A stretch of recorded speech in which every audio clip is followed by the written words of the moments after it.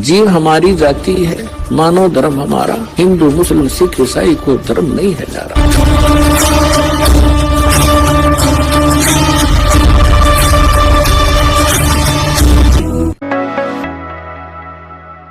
फिर तमगुण शिव जी की पूजा की थी रावण ने। सर्वविदित है, सिद्धियां प्राप्त होगी, हल्दी की गांठ पा करके पंसारी बन गया। ऐसे जुल्म कर दिए, ऐसे जुल्म कर दिए कि एक परिस्त्री को उठा लिया, यानी अपनी, क्योंकि हम तो एक संतान है इनकी, ये हमारी माता है, ब्रह्मा विष्णु महेश की जो पत्नियां हैं, अपनी ही माता को उठा लाया सीता को और उसको पत्नी बनाना चाहे। इस तरह दुष्कर्म और क्या होगा इस पापी का। तो कहते हैं तीनों गुणों की साधना कर, रजगुण ब्रह्मा सतगुण विष्णु तमगुण शिव जी के ज्ञान से जिनकी बुद्धि हरी जा चुकी है, वो राक्षस स्वभाव को धारण किए हुए मनुष्यों में नीच दूषित कर्म करने वाले मूर्ख मेरी भक्ति भी नहीं करते, मुझे भी ना बजते हुए। आपको ये तो अंडरस्टूड है कि रावण को आज राक्षसों की गिनती माना जाता है और कुत्ते वाली मौत मरा। एक भस्मागिरी नाम का एक साधक था, तपस्वी। अब उसने भगवान शिव जी के द्वार के आगे गेट के सामने बैठ गया साधना करने शिव जी की। और एक दिन पार्वती को जब देख लिया खूबसूरत थी, उसके मन में दोष आ गया। उसने फिर मन में संकल्प कर लिया कि इस पार्वती को पत्नी बनाऊंगा और शिव जी को मारूंगा। शिव जी के पास एक भस्म कड़ा है, इस भस्म कड़े को प्राप्त करूंगा शिव जी को वचनबद्ध करके, और फिर शिव जी को मार दूंगा, पार्वती को अपनी पत्नी बना लूंगा। वो पशु इस उद्देश्य से साधना कर रहा है। एक दिन पार्वती जी ने कहा कि हे शिव जी, आप तो भगवान हैं, समर्थ हैं, महादेवों के देव हैं, आपका ये साधक क्या मांगता है, इसको दे दो बेचारे को। तो भगवान शिव जी ने कहा कि मांग भाई, क्या मांगता है भस्मागिरी। भस्मागिरी ने कहा कि भगवान वचनबद्ध हो जाओ। भगवान हो गए भाई, बोले ठीक है मैं वचनबद्ध हो गया। तो भस्मागिरी ने कहा कि भगवान आप अपना भस्म कड़ा दे दो। अब भगवान शिव जी ने सोचा भी जंगल में रहता है, किसी राक्षसों से हिंसक पशुओं से बचने के लिए मांगता होगा, उन्हें वचनबद्ध होएगे तो निकाल कर वो कड़ा भस्म कड़ा देती। उसमें के गुण था भस्म कड़े में कि उस भस्म कड़े को जिसके सिर के ऊपर रख के ये कह दिया भस्म, वो नष्ट हो जाता था, जल जाता था, राख बन जाती थी।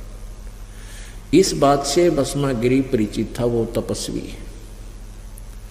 अब जो ही भस्मागिरी के हाथ में वो भस्म कड़ा आ गया, अब इतनी यारी थी, उसी समय त्यावर बदल गए और हंस्या बुरी तरह अभद्र तरीके थे। कहने लगा ले शिव जी बोले होशियार, अब तुझे मारूंगा और पार्वती को मैं अपनी पत्नी बनाऊंगा। और ऐसे करके यूं दौड़ा उसकी तरफ, तो भगवान शिव जी ने स्पीड खींच दी। आगे आगे भगवान, पाछा पुजारी, जैसे जोटे के पीछे जोटा भाग लिया कर मारने खातिर, पूरी स्पीड तो दौड़ रहे। उधर से क्या हुआ कि जो पता चला परमात्मा ने कि तो बात बिगड़ेगी, तो वहां आकर के पार्वती का रूप बना लिया, क्योंकि परमात्मा ही सबकी रक्षा करता है। जब वापस पार्वती का रूप बना के भस्मागिरी के सामने खड़े हो गए और कहने लगे ठहर जाओ, क्यों भाग रहे हो। तो भस्मागिरी कहने लगा मैं इसने मार दूं पहले, फिर बात करूंगा तेरे से। तो पार्वती बोली के रूप में परमात्मा बोले कि आपके पास भस्म कड़ा है, वो आपके निकट आ ही नहीं सकता, फिर बाद में देख लिए, आजा इधर आजा मेरे साथ, दो बात करेंगे। अब वो तो नीच आत्मा उसी दृष्टि से मेंटल हो रहा था, तो खड़ा हो गया। तो भगवान पार्वती कहने लगी कि मुझे डांस करके दिखा। वो कहने लगा मुझे डांस नहीं आता, मैं तो जंगल में तपस्या करने वाला आदमी, डांस वांस नहीं जानता। तो पार्वती रूप में भगवान ने कहा कि जैसे मैं हाथ पैर अलाऊं तो न्योय अला ले, ऐसे डांस सीख जाएगा, तब मैं तुझसे प्यार करूंगी। तो भस्मा गिरी तो फिर जैसे भी वो कहते कि इस पैर ने ऐसे कर, इस पैर ने ऊपर उठा, इस हाथ ने नीचे, इस हाथ को ऊपर, करते करते कहा कि और कर इस हाथ को ऊपर। जिस हाथ में कड़ा था उस कड़े को सिर पा लिया, जब परमात्मा ने कह दिया भस्म, और भस्मा गिरी भस्म हो गया, मर गया।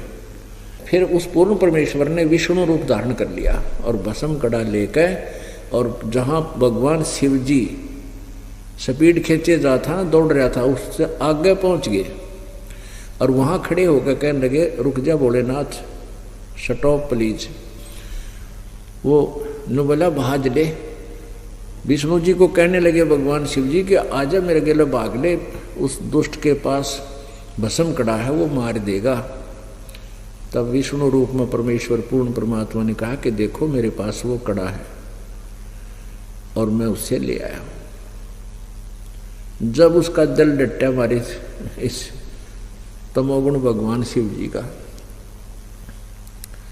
अपने आत्मा, पहले भी हम कथा पढ़ा करते, विष्णु पुराण में पढ़ते थे, और कदे बुद्धि में नहीं आती थी, जब ये शिव जी अविनाशी होते तो ये भाग क्यों लिए उस भस्मा गिरी के आगे? अविनाशी थे तो खड़े हो जाते, गाजा भाई कर ले, क्या करेगा।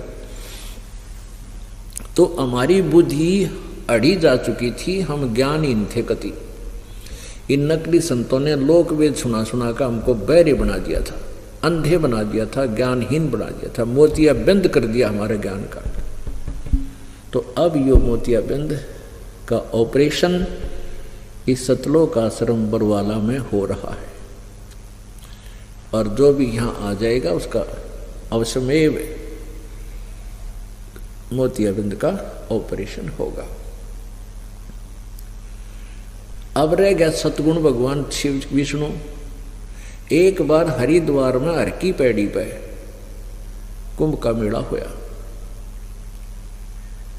और उस कुंभ के मेले की पर भी का कोई समय निर्धारित बताते हैं ये लोग कि इस समय में नहा लिया तो उसका मोक्ष है, इस समय में नहीं नहाया तो उस स्नान का लाभ नहीं मिले, स्नान का।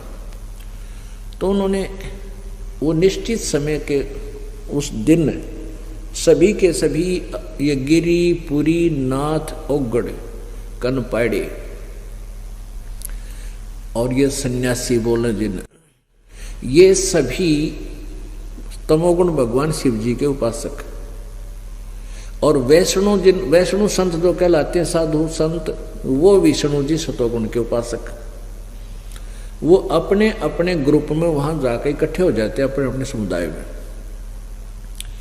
और जब स्नान का समय निकट आता है तो सभी पूरा का पूरा खेमा, उनका पूरा का पूरा जो चल पड़ते हैं समूह अलग अलग ग्रुप में, और उनके आगे होता उनका मुखिया। तो जो ही सबसे पहले नागा भी ये जो बिल्कुल नंगे रहते हैं, शरीर के ऊपर राख लपेट लेते हैं, ये भी तमोगुण शिव जी के उपासक है, और वैष्णु साधु ये विष्णु जी के उपासक। तो सबसे पहले ये नागा जाकर के नहाने लाग गए, नहाने के लिए तैयार हो गए हर की पैड़ी पे, और पूरी छागी, क्योंकि तो हजारों की संख्या में थे, कोई हजार। तो पीछे से विष्णु जी के उपासक सतगुण के ये वैष्णु आगे। वैष्णु ने कहा कि ए नागाओ तुम पहले स्नान मत करो, हम सबसे पहले स्नान करेंगे, हम श्रेष्ठ हैं, सर्वश्रेष्ठ हैं। नागा कहने लगे नहीं, हम सर्वश्रेष्ठ हैं, हम त्यागी और बैरागी हैं, हम तन पर वस्त्र भी नहीं रखते हैं, और हम सबसे पहले स्नान करेंगे। अब विष्णु के उपासक वैष्णु ने कहा कि तुम काहे के श्रेष्ठ हो, तुम नहाते ना धोते, आज तुम नहाने हो गए, 6 महीने नहीं नहाते हैं, तन पर राख लपेटे फिरते हो, पशु की तरह नंगे फिरते हो, टट्टी के हाथ भी ना धोते, शरण फिरो, बाहर मरो तुम, पहले स्नान मत करना, हम करेंगे। अब वो स्नान करना जब भूल भाल गए, गुट्टम गुट्टा नागा भी उल्टे फिर गए और उन्होंने तो वैष्णव कोई कोई हजार इकट्ठे हो रहे थे, तलवार निकाल लाए, सीधे चक्कू घोंप दे, छुर्रे हैं, मुक्का मुक्का बुड़का भर ले, डांगरा की तरह बाढ़ पाड़ के पटक पटक का मारे एक दूसरे ने। यानी 25,000 ये तीनों गुणों के उपासक। वहां कत्लेआम हो गया, कटका मर गए और गंगा का पानी लाल कर दिया, लाश ही लाश सब जगह होगी। अब बताओ, परमात्मा यही कहते हैं श्रीमद् भगवत गीता जी अध्याय नंबर 7 के श्लोक नंबर 12 से लेकर 15 में इसलिए कहा कि इन तीनों गुणों की पूजा, रजगुण ब्रह्मा सदगुण विष्णुतम गुण शिव जी की पूजा करने वाले राक्षस स्वभाव को धारण किए हुए, मनुष्यों में नीच और दूषित कर्म करने वाले मूर्ख, ये मेरी यानी ब्रह्म साधना भी ना करते। अब देख लो पुण्यात्माओं, कहते हैं नौमन सूत उलझिया, इस अज्ञान का नौमन सूत उलझा रखे काल के दूता ने। सूत होता था पहले कच्चा, चरखे पकाता करते हमने देखी बुढ़िया माई, हमारी माता दादी, और उसको फिर ऐसे बंडल सा बना लेते थे, उसका हाथ के ऊपर नो नो करके इतनी लंबा, फिर वो अलग कर लेते, वो उलझ जाता था। और उलझे हुए का ना फिर किसी यूज नहीं, जब सुलझ ना लेता कितना टूट जाता, गांठ पड़ा तो कपड़ा ठीक बना नहीं। यदि 1 किलो सूत उलझ जाए वो सारा दिन ना सूझ जाए, और 9 मन, 1 मन में 40 किलो और 360 किलो हो गया 9 मन सूत का। तो परमात्मा कहते हैं कि इन अज्ञानी ऋषि संतों महंतों ने इस आध्यात्मिक ज्ञान रूपी सूत को 9 मन सूत उड़ जाकर डाल दिया। अब इसको परमात्मा स्वयं ही आकर के सुलझाते हैं, और वो फार्मूला दास को परमात्मा ने बता दिया, दास ने वो अप्लीकेबल कर दिया, अब सुलझ गया। 9 मन सूत उलझिया, ऋषि रहे झकमार, सतगुरु ऐसा सुलझा दे भाई, उलझे न दूजी बारे।